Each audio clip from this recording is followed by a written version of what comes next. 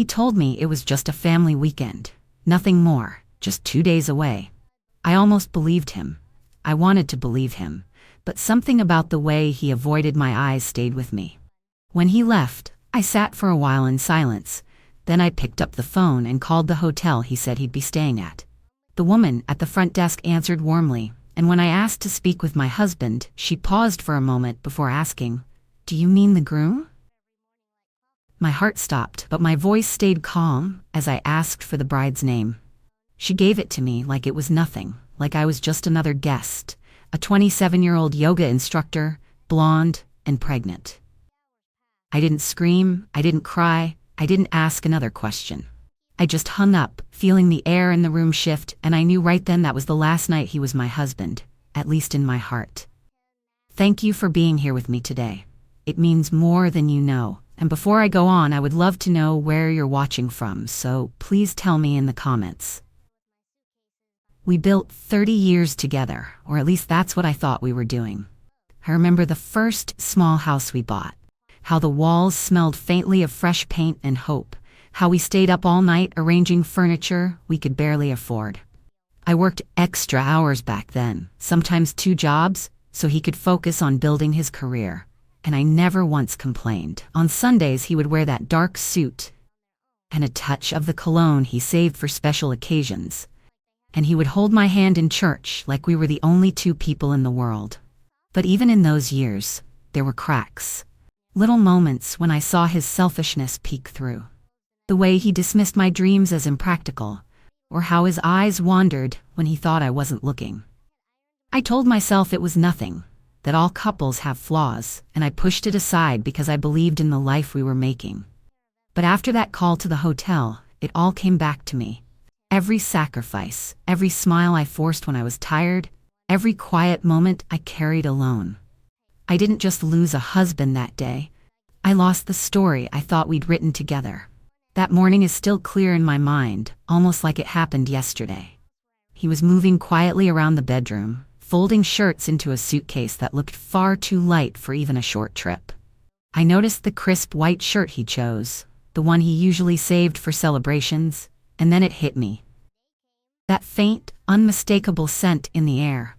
His anniversary cologne, the one he wore only on the days he wanted to mark as special, the one I used to smile about because it meant he had remembered us. I stood in the doorway, watching him, trying not to let my face give away the unease building inside me. It wasn't the cologne that truly told me something was wrong. It was the way he avoided my eyes when I spoke. How his answers to simple questions seemed just a shade too quick, too rehearsed. He kissed me goodbye like someone in a hurry, someone already thinking about the next place they had to be. As I listened to the car pull away, I felt that small, sharp ache in my chest that comes when you know the truth is near, even if you don't have all the pieces yet. I tried to shake it off, telling myself I was overthinking, but the image of him standing there in that shirt with that scent stayed with me all day. It was that memory that finally pushed me, hours later, to pick up the phone and make the call that would change everything. I can still feel the weight of the phone in my hand, cool against my ear, as I listened to the faint hum of the hotel's line before a cheerful voice answered. I gave his name, expecting the usual hold music, but instead there was a pause, not long enough to be polite, but just long enough for my heart to tighten. When she spoke again, her voice had shifted ever so slightly, a hint of uncertainty wrapped in that same professional tone, and she asked, almost casually, "Do you mean the groom?" My grip on the phone tightened until my knuckles ached, and a strange metallic taste filled my mouth, the kind that comes when you've been caught off guard so sharply you forget to breathe. I asked her to confirm, to tell me the bride's name, and she did, without hesitation, as if she were reading from a list. 27 years old, a yoga instructor, blonde, and expecting a child. She said it like it was nothing, like she had no idea that with each word she was dismantling 3 decades of my life. I didn't correct her. I didn't explain who I was. I just thanked her, my voice steady, almost gentle, though I could feel my pulse hammering in my ears. I ended the call and stood there for a moment, staring at the wall, feeling the air in the room grow still. Then I turned, walked quietly to the study, and opened the door. my mind already reaching for what I knew was waiting for me inside. That was the moment the shape of my revenge began to form. The study was dim and quiet, the kind of room where time always seemed to move slower, and in the far corner, under the desk where he never bothered to look, sat the fireproof box. It was heavier than it looked, the metal cool beneath my fingers, the key fitting into the lock with a soft click that seemed louder in the silence. A thin layer of dust clung to the lid, proof that it had been years since I last opened it, but I had never forgotten what was inside. When I lifted it, the hinges groaned faintly, and there they were, neatly stacked and exactly as I had left them. The signed documents he had long since forgotten existed. The deed to the house, the account information for the stocks, the paperwork for his pension, all of it resting in my hands, like a quiet promise I had been keeping for the day I might need it. My mind drifted back to the moment years ago when I slid them across the table to him, mixed in with a few other forms so it would feel like nothing out of the ordinary. He had been distracted that afternoon, skimming through page after page, barely looking up, eager to get it over with. He always hated reading fine print, waved it off as unnecessary, trusting me to handle the details. I had smiled, not because I wanted this day to come, but because I knew life had a way of testing you and I wanted to be ready. Now, sitting there with those papers spread before me, the weight of 30 years didn't crush me anymore. Instead, it steadied me. I closed the box again, not because I needed to hide it, but because I knew the next steps didn't require shouting or confrontation. They only required precision, and I had everything I needed. The next morning, I left the house early, the documents neatly tucked into a leather folder I had kept for years, and drove to a small office on the quiet side of town. It belonged to Richard, a lawyer I had known for more than 2 decades, a man who had handled everything from our first home purchase to the small disputes that never made it to court. He had seen enough of life to know when not to ask too many questions, and when I walked in carrying that folder, he simply offered me a seat and poured 2 cups of tea. We sat across from each other at the polished wooden table, the steam curling between us, and I slid the papers toward him without saying much at first. He put on his glasses, adjusted the stack, and began to read in that steady, unhurried way of his. Page after page, his eyes moved over the fine print, and I could see the faintest trace of a smile tug at the corner of his mouth. When he looked up, his voice was calm, almost reassuring, as he told me that everything I needed was already here, that the signatures and dates were clear, and that I could claim every asset without stepping outside the boundaries of the law. He explained my options, how to file, how to secure the accounts, and how to do it all without leaving room for him to challenge me. I listened carefully, my fingers wrapped around the warm cup, feeling the steadiness of the porcelain in my hands. It wasn't just legal advice he was giving me. It was confirmation that my years of quiet preparation had not been in vain. When we were finished, he leaned back slightly and said something that has stayed with me ever since. That revenge doesn't always require noise or chaos, that sometimes the sharpest strike is the one delivered in absolute silence. I left his office without raising my voice, without a single dramatic word, but with the certainty that every step from here on would be deliberate, and that I was no longer standing on the edge of my life watching it fall apart. I was taking it back, piece by piece, with precision.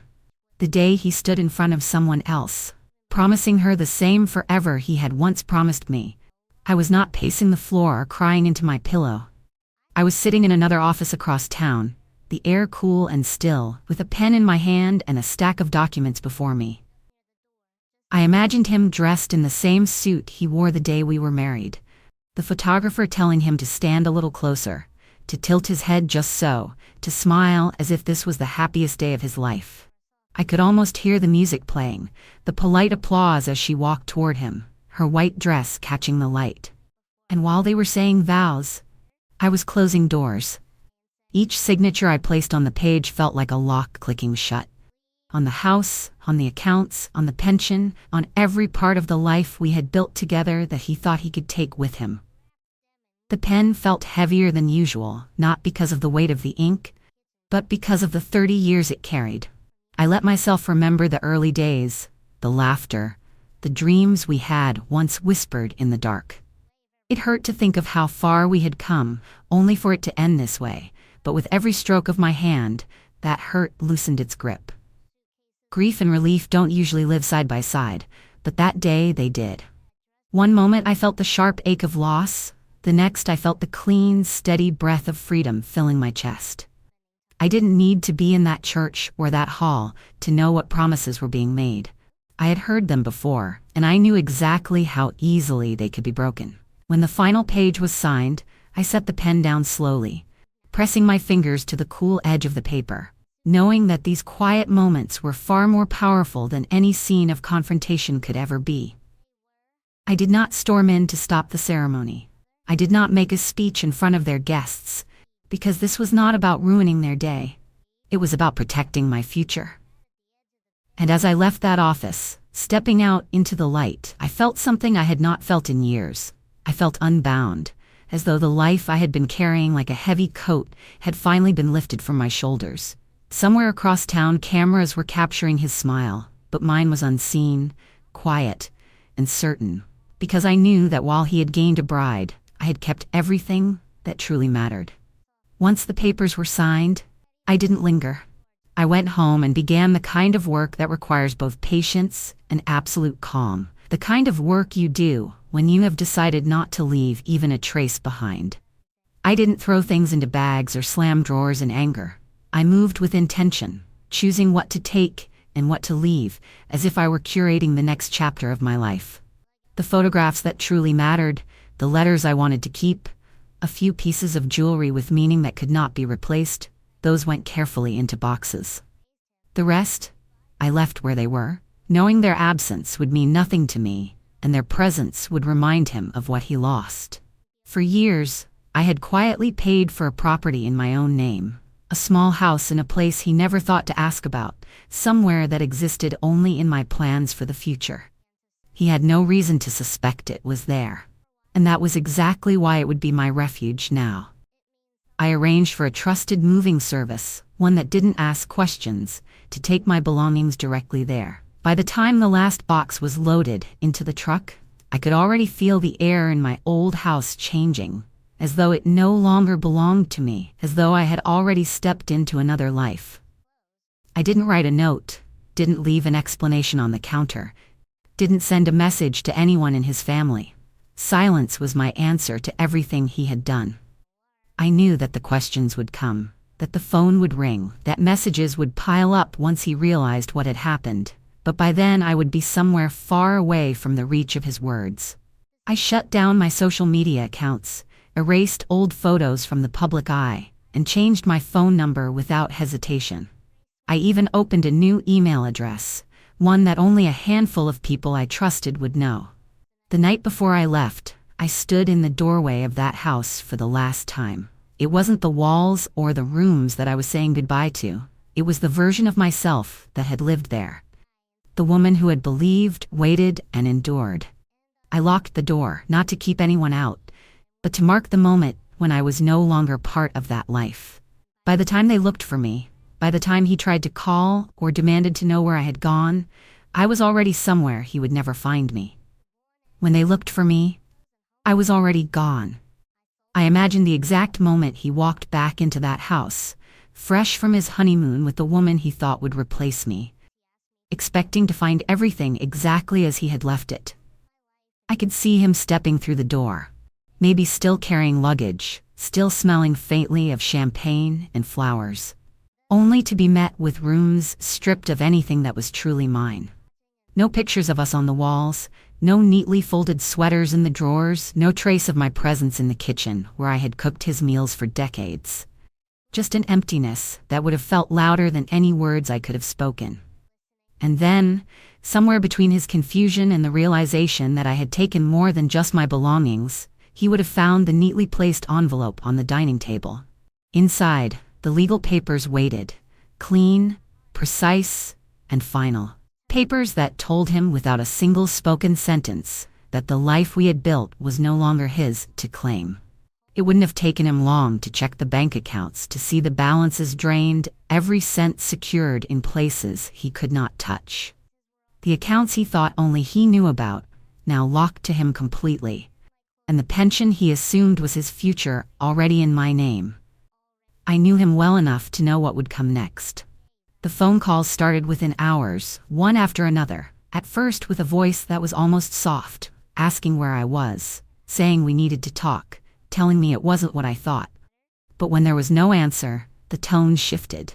His words grew sharper, his voice heavier, demanding that I call him back, accusing me of betrayal as though I had been the one standing at an altar with someone else. And when that didn't work, the calls turned into long, rambling messages that sounded more like unraveling than anger, his breath uneven, his words tumbling over themselves as he tried to hold on to some kind of control. I didn't answer a single one. Not the messages that begged, not the ones that threatened, not the ones that pretended none of it had happened. Every voicemail he left was another brick in the wall I was building between us, a wall I had no intention of tearing down. With each missed call, with each unanswered plea, I felt myself settling more firmly into the quiet of my new life, knowing that silence was the most unshakable reply I could give. He could shout into the void for as long as he liked. I was done listening.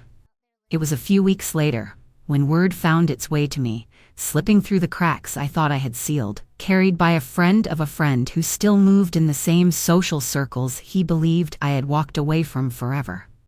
I hadn't gone looking for news, but some truths travel on their own, as if they are determined to reach you, whether you're ready for them or not. She told me the young woman he had married, the one who stood in the white dress, smiling for photographs, clutching a bouquet, as if her whole life was beginning, had not even known that he was still married when she took those vows. She had walked down that aisle, believing she was stepping into a future that had been honestly offered, only to find out afterward that the man waiting for her at the altar had been someone else's husband less than 24 hours before. The realization, I was told, had been brutal, not just because of the betrayal itself, but because she had stepped into something she never consented to be a part of. I imagined the scene in my mind, the way her voice might have cracked when she confronted him, the disbelief in her eyes as the truth came out. He would have tried to smooth it over, of course. That was his way. He would have chosen his words carefully, blaming the timing, the paperwork, anything but himself. But I knew her silence would have spoken louder than any reply she could have given him. She had been blindsided, just as I had once been, and now she had to face the fact that the man she thought was her beginning had already given his beginning to someone else, long ago. It didn't take long for the shine to wear off their perfect image. The stories came quietly but steadily. The arguments about money, the sudden change in their living arrangements, the whispered comments from those who had once been invited to admire them. Without access to the accounts he thought he could sweep into their shared life, the financial comfort he had promised her was nothing more than an illusion. The home he had confidently spoken of as theirs was beyond his reach now, sitting firmly in my name. The pension he had boasted about was no longer his to claim. The security he had counted on locked away as carefully as I had planned. I could see it all without having to be there. The two of them in some smaller, less polished space than she had been led to expect, the air heavy and still, her questions sharpening with each day that passed. I imagined her noticing the things he avoided talking about, the way his eyes shifted when money came up, how he seemed just a little more tired than a newlywed should. I imagined the warmth draining from their home, the same way it had drained from mine in those last years, leaving only the sound of their separate thoughts filling the room. Hearing all of this didn't fill me with glee. I'm not so small that I would take pleasure in another woman's heartbreak, even if she had stepped into a role I once held. But there was a deep, steady calm in knowing that I had protected my life so completely that it couldn't be touched by their choices, by his mistakes, or by the fallout that now surrounded them. She had gotten the man. The one who could smile at you while hiding something behind his back. The one who could look you in the eye and still think of someone else. I had gotten the life. The house that was wholly mine. The accounts that secured my future. the knowledge that my peace was not something he could bargain for or take away. One afternoon, as I sat at the table in my new home, sunlight spilling across the worn wood, I sipped my tea and let my mind wander just long enough to consider the difference between us now. She was learning who he truly was, piece by piece, and I was finally free from having to learn anything more about him at all. That's when I understood something I wished I had grasped years ago. Sometimes the best revenge is not about striking back or tearing someone else down. Sometimes it's about building something so secure, so entirely yours, that no matter how hard they try, they can never take it from you again. And in that moment, I knew I had already won. These days, my mornings begin in a way I never thought possible. Not with the sound of someone moving around the house in a rush, not with the tension of wondering what excuse I might hear before the day was even an hour old, but with the quiet, steady rhythm of my own choosing. I wake to the faint glow of the sun, slipping through the curtains, the air soft and cool, and the sound of the ocean rolling in and out just beyond the edge of the property. I make my tea slowly, not because I have to, but because I can, because there is no clock I am racing against, no conversation I am dreading, no weight pressing on me before the day has even begun. The cup warms my hands as I step out to the small terrace, the horizon stretching wide and endless before me, the light shifting over the water in shades of gold and silver. I keep a book nearby, and some mornings I read for an hour without interruption, letting myself sink into the pages without glancing up to check who might be walking through the door or what look might be on their face. There is no waiting for the sound of a phone buzzing with a message he doesn't want me to see. No rehearsing in my head how I might ask a question without starting an argument. The silence here is not heavy like it once was. It is light, almost tender, wrapping itself around me like a blanket I didn't know I needed. I can set my tea down, close my eyes, and breathe without the knot in my chest that had been there for so many years I almost believed it was a part of me. It is in these moments that I have come to understand the true value of peace. It is worth more than the most expensive ring, more than a house full of things you can't take with you, more than any title someone else could ever give you. Rings can be taken off, sold, replaced. Peace, once you've built it for yourself, belongs to you in a way nothing else can. And the absence of that constant tension, the absence of lies, is a wealth I wouldn't trade for anything. If someone ever replaced you, before your seat was even cold, if they looked past you as though you were nothing more than a placeholder in your own life, I see you. I know what it feels like to have your place taken before you even had the chance to stand up. But I also know what it feels like to rise from that empty chair, to walk away, and to find somewhere new to sit, somewhere the view is wide, the air is clean, and the quiet belongs only to you.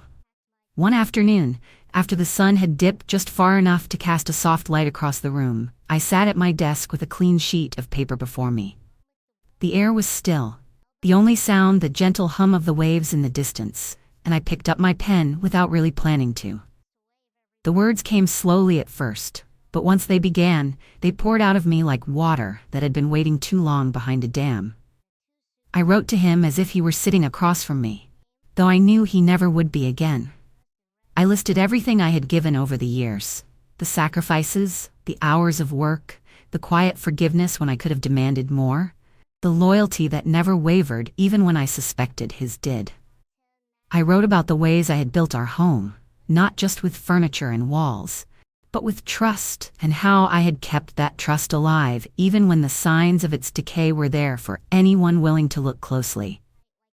Then I wrote about everything he had lost, not just the house or the accounts, not just the pension or the stability he thought he could lean on, but the comfort of knowing someone would be there for him, even when he had nothing else. I reminded him, in ink he would never read, that the life we had was not an accident. It was something I had tended like a garden. And that walking away from it meant walking away from the one person who had ever truly known him. And finally, I wrote about what I had gained. The mornings without dread, the nights without doubt, the quiet in my heart where suspicion used to live.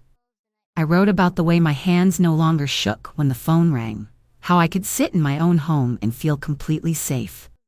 I wrote about the lightness I felt when I realized I no longer had to brace myself for disappointment. Each word was a small stone placed carefully on the path that led me away from him for good. When the letter was finished, I read it over once. Not to relive it, but to be certain I had said everything I needed to say. To myself, not to him. And then, without hesitation, I tore it into pieces, letting the paper fall into the bin beside me. I didn't need to send it. I didn't need him to read it. Closure isn't what they give you, it's what you keep. If you've ever walked away without looking back, right? I kept walking. Let those words be your own quiet marker, the way this torn paper was mine. Because betrayal, no matter how deep, cannot erase your worth. That stays if you choose to protect it. You don't have to raise your voice to win. Sometimes you just raise the right paper, and when you do, you'll find that the silence afterward is not emptiness but freedom. If someone ever underestimated you, tell me below. We're just right. I waited. And if you're watching this alone, subscribe. This light stays on for you. Thank you for watching.